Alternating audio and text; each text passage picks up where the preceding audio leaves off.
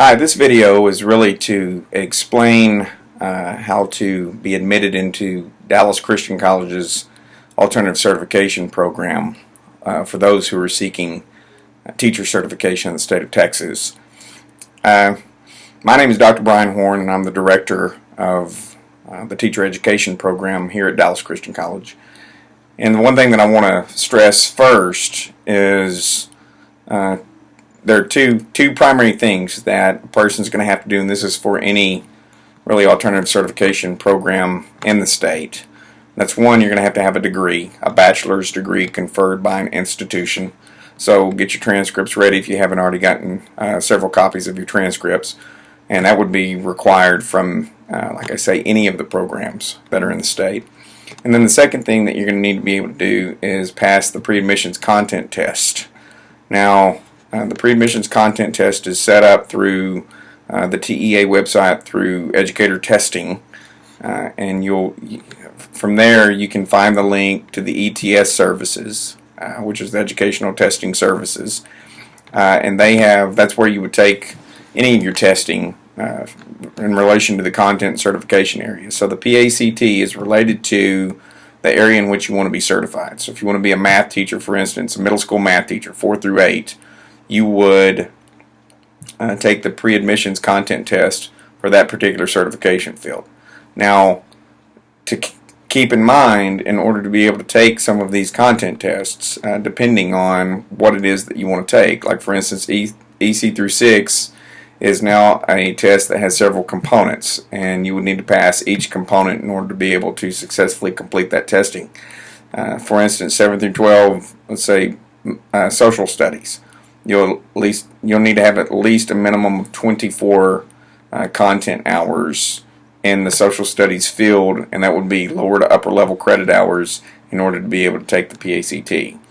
And that's again a requirement for all alt-cert programs throughout the state of Texas in order to be able to be admitted into their program. In addition to those two items for the DCC program, we also look at a 2.75 GPA. You need to have a 2.75 overall GPA, so that's cumulative in your transcript. If you do not have a 2.75 GPA, then you could set up a time to take the Texas Higher Education Assessment, or the THEA test, in order to perhaps obtain scores that would then subsidize a little bit of a lower GPA than 2.75, depending on what your scores may be. So that would be something that you would need to contact me in order to be able to arrange and process and discuss. In addition to the 2.75, there would be an admissions application that has several character evals as well as academic evaluations that you would need to submit. And then we would arrange a time to where this doesn't have to be done necessarily physically. It can be done via a phone conference, but there will be a panel of people to evaluate an admissions interview. And after everything's taken care of, that's when you would be granted admissions into the program. Once you get into the program, it's really, at that point, the classes are 8 weeks in length. You can take, if for instance, if you chose one semester, you could take 4 classes, but you can only take 2 in the first 8-week slot and then 2 in the second 8-week slot. We have several classes that you can also take over the summer if you want to spread it out. We can do it that way as well.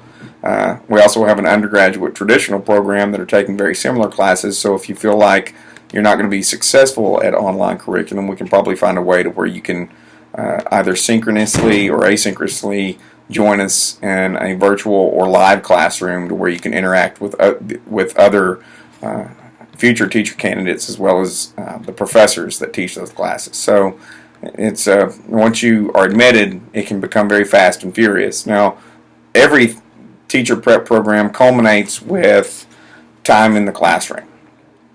Now, along the way, we have several observation requirements. So those of you who may be full-time employees, that's something to consider, that at some point you're probably going to have to take some time away from your full-time employment in order to be able to meet some of these observation requirements.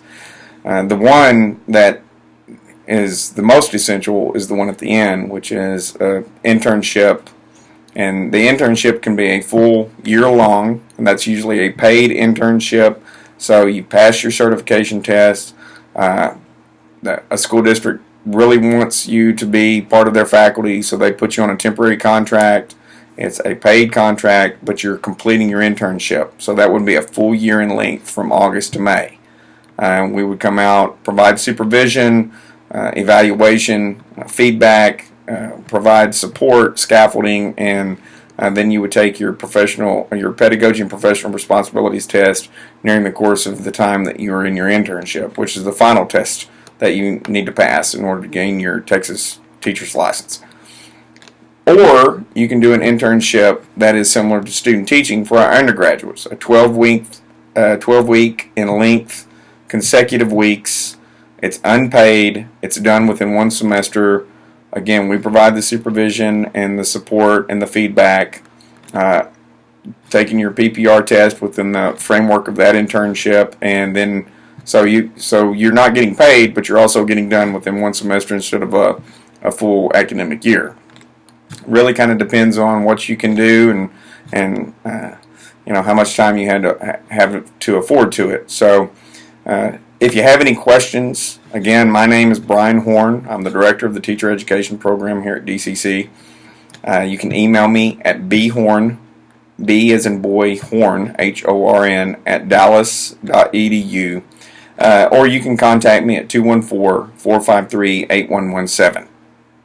Thank you.